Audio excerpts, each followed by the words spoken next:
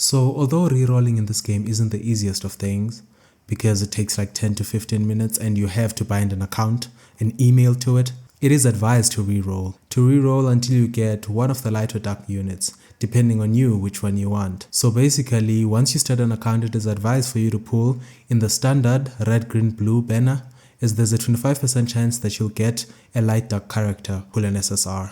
During the beta, they had given us a lot of codes, like 30 free pulls from the codes. We don't know if it's going to be the same at launch, but with starter rewards alone, you should be able to get around 60 to 80 pulls, which will guarantee that you hit pity, which means you will get an SSR. So the reroll process will go around those lines that you start an account, you pull 60 to 80 pulls, you hope it's a light or dark character. If it isn't, you create another character, and then do it again. It is advised that you avoid the targeted banner and the rate up banner early on. Let me explain why. Say you really want Freya and you pull your 80 pulls for Freya. You get a Freya in the targeted banner. After that, you then start pulling in the standard banner. Freya is also a part of the standard banner. And if you pull in the standard banner and you pull a Freya, you've already ruined your account. Okay, ruined is a big push, but you've slowed down your account significantly.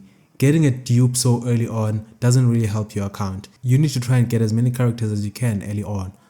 So pulling at the targeted banner or the rate up banner isn't advised. Say I select Tiamat for the targeted banner. Say I select Tiamat from the targeted banner. I could still pull Tiamat in the standard banner, and that will be a dupe that I really don't want. But if you're a rebate user, meaning you had spent currency in the previous beta, rerolling isn't possible for you. Instead, just pull on the standard banner and you shall be fine. Next, on the things to focus on as a new banner, this one's a bit controversial, but it is aggressive stamina management.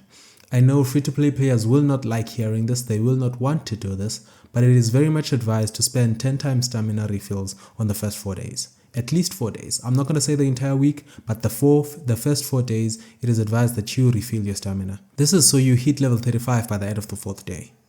At level 35, you'll then be able to farm the mythic modules.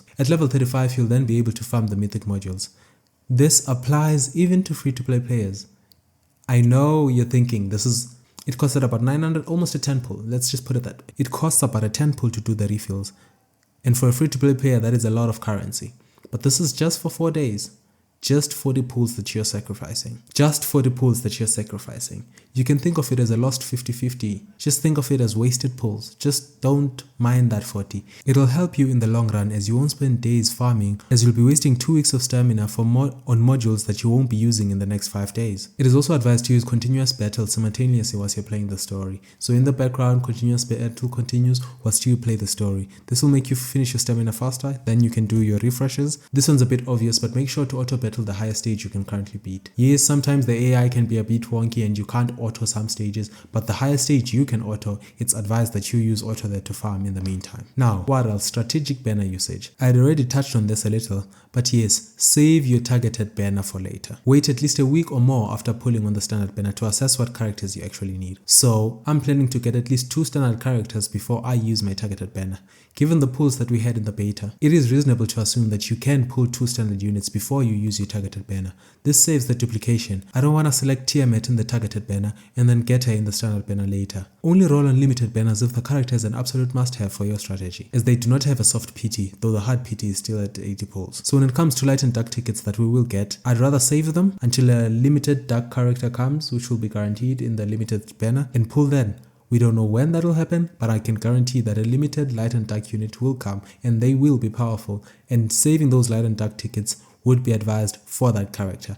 I know the urge to pull, the urge to gacha will be there, but it is advised, especially as a free-to-play player, to save those light and dark units. Now, after strategic banner usage, we shall go to smart unit investment. If you've never played an RPG, a gacha, or any game that has limited resources, avoid building too many units. Focus your resources on characters that will ensure that you'll be able to clear as much content as possible, and investing in them as little as needed to clear the content. Most of your power will come from modules and shells anyway, and these are expensive and costly to level up. So leveling up the early modules before you reach level 35 isn't really advised. Priority should be progression through the main story. You can farm stamina in the background while doing the story. So what does this mean?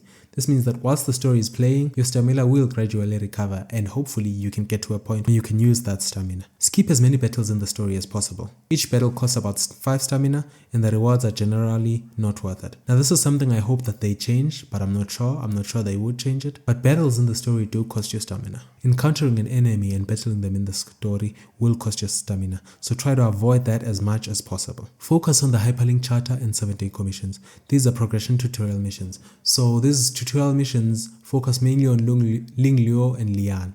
So both of them you will sort of be forced to upgrade them by the progression missions. The rewards are worth it, so you can focus on building your Ling Liu and Lian. At account level 13, Arena unlocks, so make sure to do your AI Arena and RTA for the resources. Just do enough to grab all the resources. Losing is fine. If you lose in the RTA Arena, it's okay. Just do enough to get all the resources you need for the day. And then there's module and shell gearing. Try to avoid leveling modules past level 12 until you reach epic or yellow tier. So for shells, you will be forced to upgrade some due to the hyperlink charter missions, just like you will be forced to upgrade Lian, even though you might not want to use her. Say for an example, you've got a hell kit or something, you will be forced to upgrade a Lian. So it is recommended to level a few yellows and a few purples until you hit red mythic shells. This is because rerolling passives for yellow shells cost the same materials as red shells, so it's actually very expensive. And the best early game shell is Black Flag. It's versatile as you can use it on both your DPS and your supports. It's got speed buff and 10 advance, which are very useful in the early game and in the late game for that matter. In the early game, all you really need is a lot of speed. So you should focus on farming the Fabian Shell boss to get Black Flag for your units. So for your rolls, you should be focusing on Swift Rush, which is the speed one, and Bramble. It is advised to recycle any shells or modules you've invested a lot of resources in. This is better than using them as fodder, as you can recover a significant portion of your invested resources. Note that the endgame modules only drop in Hell 3 levels, and endgame shells don't drop until you reach level 15 Inferno levels. So you will end up upgrading some of those modules, which you will then have to recycle once your account reaches level 50 and you reach the Inferno levels. Now, last but not least, your boss farming priorities. Your primary objective should be to reach the endgame content, which begins at Nikonana shells, or Hell 3 modules. Of the 3 main threshold bosses, Doki Doki, Teramaton, and Aurora, Doki Doki is a non-negotiable pick, as it drops various speed sets that are universally useful. After Doki Doki, it is suggested to choose Aurora over Teramaton, because her sets are often unique and generally stronger. So you can work on building a team that can reliably clear Nikonana in 25 seconds or less for efficient, continuous farming.